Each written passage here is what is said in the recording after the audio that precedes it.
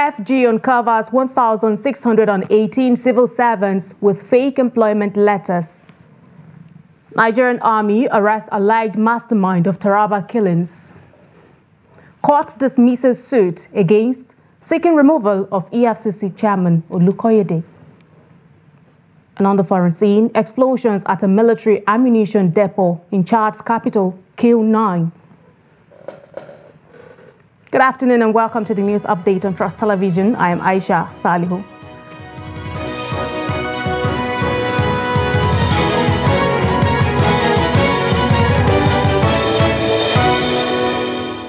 Thank you for joining us, and now the news in full.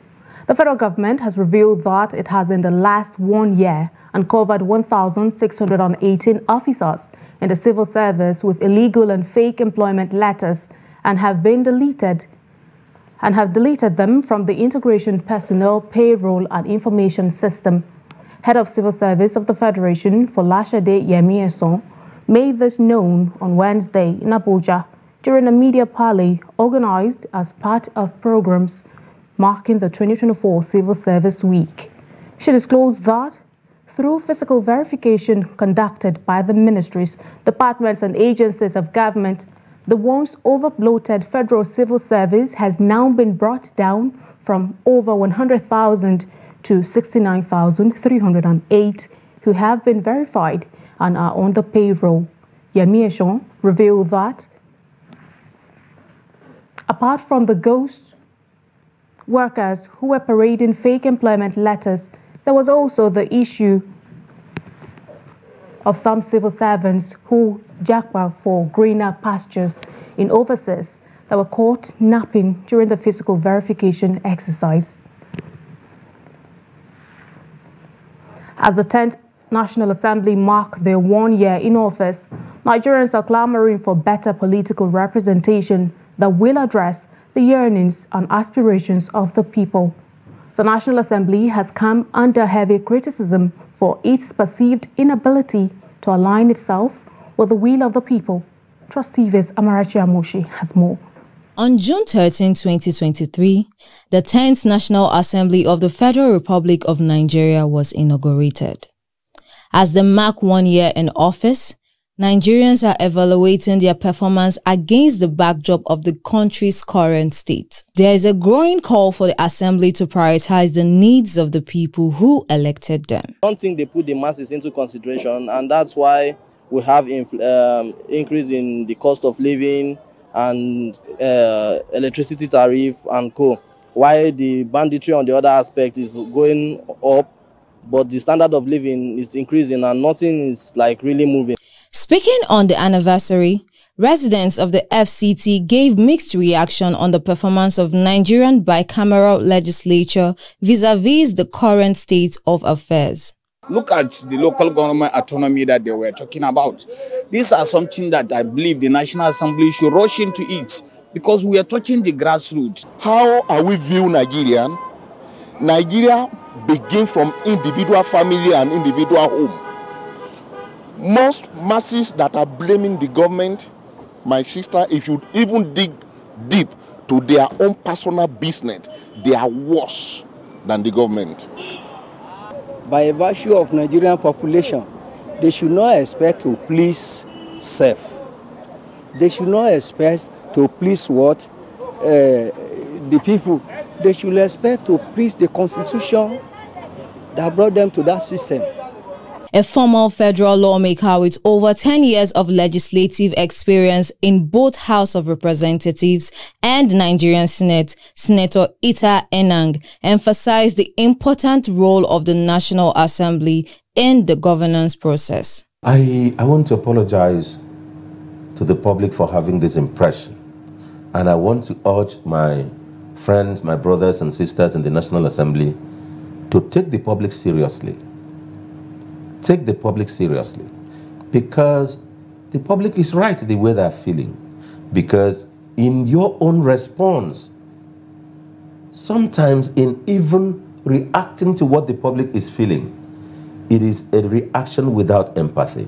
An advocate of anti-corruption campaign, Sunday Amos, says the story of underperformance by the political leaders hasn't changed much with the current National Assembly.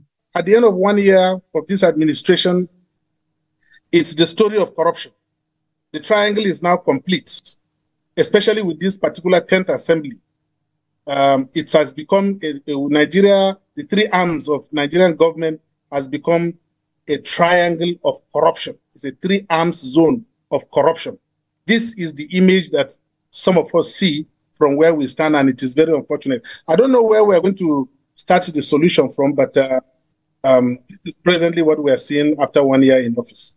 Nigeria continues to struggle with socio-economic inequality and poverty that have been often linked with the lack of political will by Nigerians' elites. The National Assembly, as the voice of the people, has taken its share of the blame for its lackluster performance in addressing the wants and needs of the people they represent. Amarachi Amoshi, Trust TV News, Abuja. Some residents, mostly traders from different communities within the Kaduna metropolis on Wednesday, staged a peaceful protest calling for the prosecution of the former governor of Kaduna State, Nasir El-Rufai, who has been accused of embezzling over 400 billion naira. The protesters are demanding that the money said to have been allegedly diverted by the administration of the former governor should be returned for the development of the state. Came few days after the immediate past governor of the state, Nasir El-Rufai, in a video shared widely on social media, called on Governor Obasani to focus on working for the people of the state instead of beating around the bush. The protesters are asking for the return of the money allegedly siphoned by the El-Rufai administration for the development of the state. We are demanding that the loans secured by the previous administration should be released to help in developing the state and the youth in particular.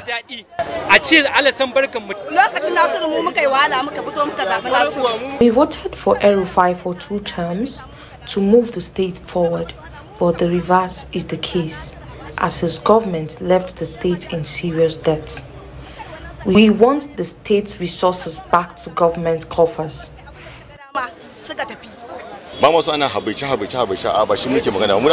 we are after is for the monies that we are misappropriated to bring back to the state government through due process. If the previous government claims that projects were executed, let them bring out the evidence. According to them, the protest is to serve as deterrent to future leaders in the state and also entrench accountability in governance. We were not supported by anybody. It's now that we have the freedom to express our grievances over the alleged irregularities by the past government. That is why we are doing this. If the present governor fails to deliver, we will call him out too.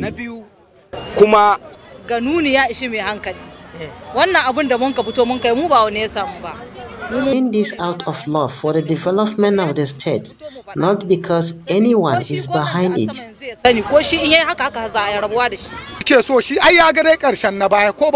The present government should take a cue from what is happening to El-Rufai, or else he will face the same fate.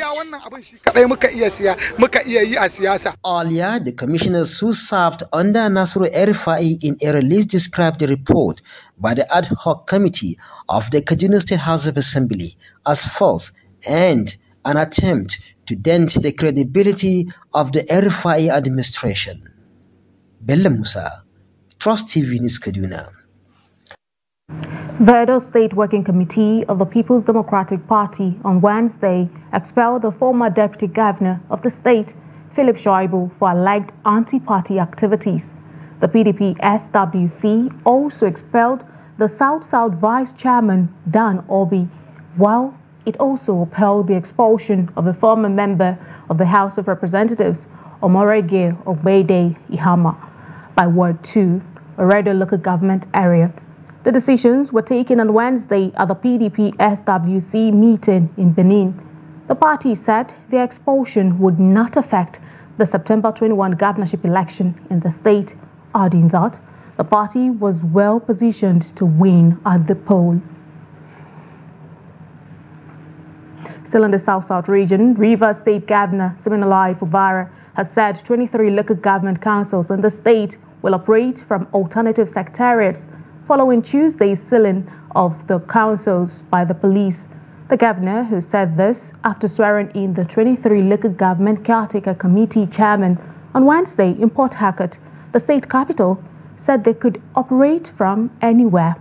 Fubara stated this as the police barred the newly inaugurated caretaker chairman from accessing their offices in all the 23 local government headquarters. The secretariats were barricaded with police patrol vans manned by armed policemen. The State Police Command had on Tuesday announced that it had taken over all the local government council headquarters to forestall further bloodshed and to prevent a breakdown of law and order. And now to security matters. Troops of 6th Brigade Nigerian Army and Sector 3 Operation Wellstroke in Taraba State say they have arrested a terrorist behind the recent attacks that led to loss of lives in Bali local government area of the state. Several persons, including a 92-year-old man, were killed last week in Maraban Azagawa village of Bali. In a statement on Thursday by the Acting Assistant Director, 6th Brigade Army Public Relations, Lieutenant Oni Olubodunde, the troops succeeded in arresting the terrorist responsible for the deadly attack. In the statement, the commander of 6th Brigade Sector 3 OPWS, Brigadier General Kingsley Chidiebere Uwa, applauded the public for providing useful information leading to the capture of the suspect. He also urged all to continue supporting the brigade's efforts to eliminate criminal activities in Taraba State. And now to judicial matters. A federal high court, Abuja, on Wednesday dismissed a suit seeking the sack of Ola Olukoyede as the Economic and Financial Crimes Commission chairman. Justice Obiora Egwatu, in a judgment, dismissed the suit on the grounds that the applicant lacked local standard to institute the case. An Abuja-based legal practitioner, Victor Opatola, had filed the suit against President Bola Tinubu over his appointment of Olukoyede as EFCC's chair. Opatola in the suit had challenged the validity of the appointment on the grounds that Olukoyede did not meet the years of service required by law for the office of chairman of the anti-graft agency. Also, Justice Inyang Eko of the Federal High Court, Abuja, on Wednesday dismissed the fundamental rights enforcement suit filed by the Africa Regional Manager of Binance Holdings Limited, Nadeem Anjarwala, against the National Security Advisor and the Economic and Financial Crimes Commission. Justice Eko, in a short ruling, dismissed the suit for lack of diligent prosecution. The judge said on March 28, which was the date of the previous sitting in the matter, Anjarwala's counsel, Tonye Kuburo, had sought leave to withdraw his appearance in the matter, and the application was granted. He said the matter was adjourned until Wednesday for mention, but no lawyer appeared for the applicant. This is a news update coming to you live on Trust Television. Still ahead. Kasina noodles vendor laments as soaring prices threatens family business.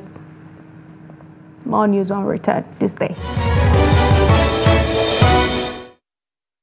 Welcome back and thank you for staying with us. Let's have another look at some of our top stories again. Federal government uncovers 1,618 civil servants with fake employment letters. Nigerian Army arrests alleged mastermind of Taraba killings. Moving on to more stories, the Nigeria Customs Service has reported a remarkable 74% growth in revenue collection over the past year, according to the Comptroller General of the Nigeria Customs, Bashiru Adewale Adeniyi.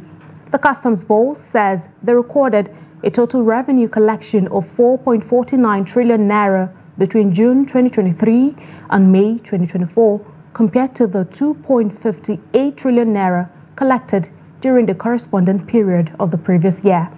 The comptroller also highlighted the commitment of the agency protecting the society, improving national security, mitigating food inflation, among other issues. The customs anti-smuggling efforts in the past year have intensified, resulting in significant interceptions, high-valued seizures, and numerous arrests.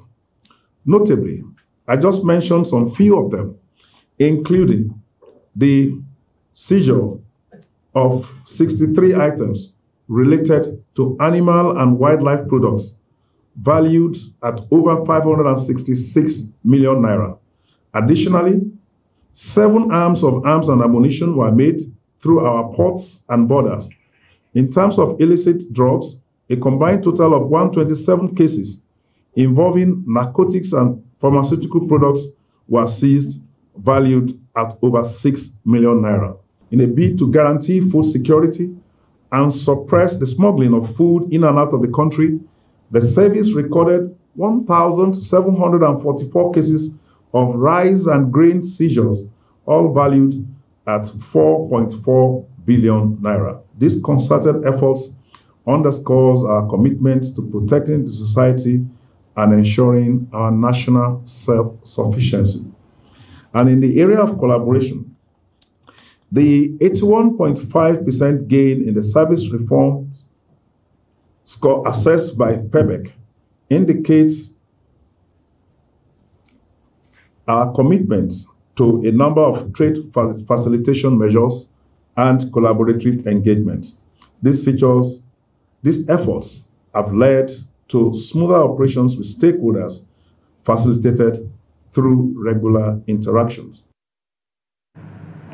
For many Nigerians, a plate of noodles is more than just a meal, but a budget-friendly option that brings the feel of home away from home. However, this go-to meal may, for many residents, which was once a thriving business for one family that runs it in Katsina, is facing the challenge of soaring inflation. Jamil Mabai takes a visit to Katsina, where a family-run noodles joint is struggling to keep its doors open due to soaring prices. For many Nigerians, a steaming plate of noodles is a regular, handy, affordable and delicious meal. Abdullahi's story is a familiar one for many small businesses in Nigeria. He inherited his popular Indomie joint from his father, and with the profits, he and his siblings were able to graduate. However, soaring inflation is changing the narrative of that success story.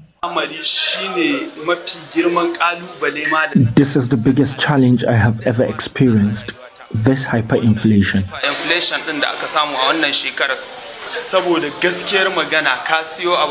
When we go to markets, prices keep increasing.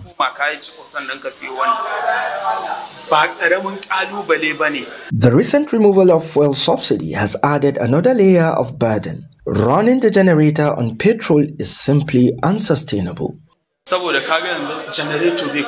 We can't on the generator. We just had to keep it aside, or you increase price of plates.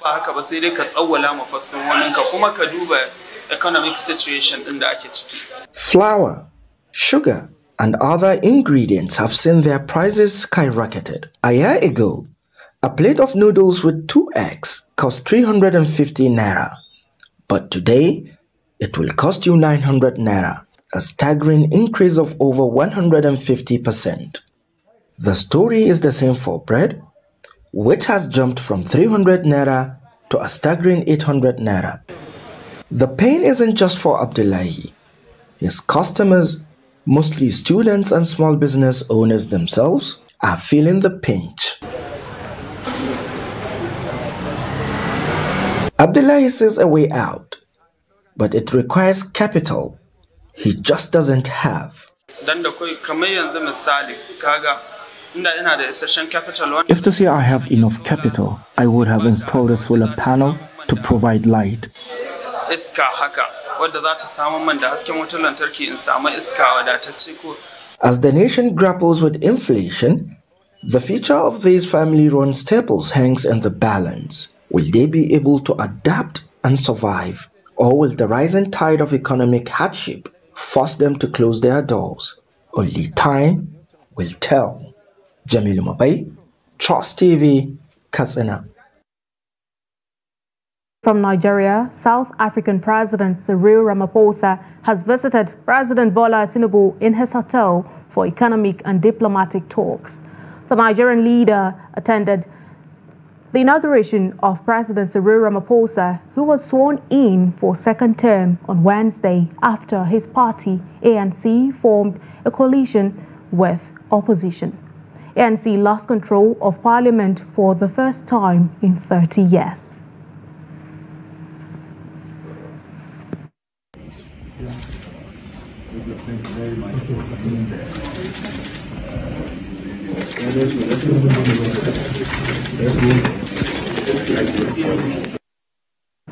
So on the foreign scene, and now to a sad development. 9 people have been killed after a fire set off explosions at a military ammunition depot in Chad's capital.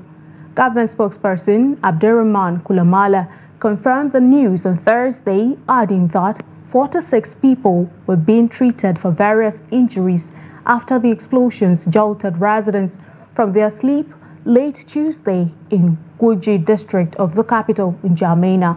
The explosions lit up the sky as thick smoke covered the clouds in the West African nation, setting off frantic efforts to extinguish the fire as residents fled their homes for safety.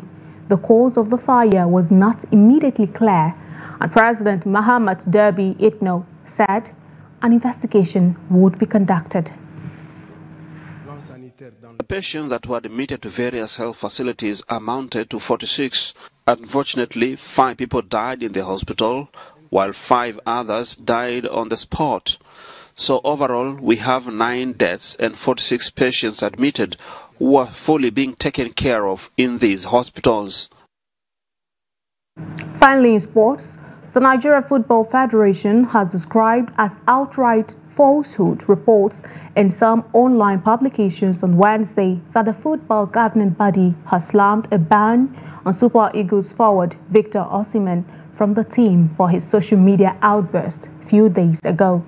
NFF General Secretary Mohammed Sanusi expressed amazement at the reports, saying the Federation has neither instructed a process nor has a process been concluded to ban the player from the national team.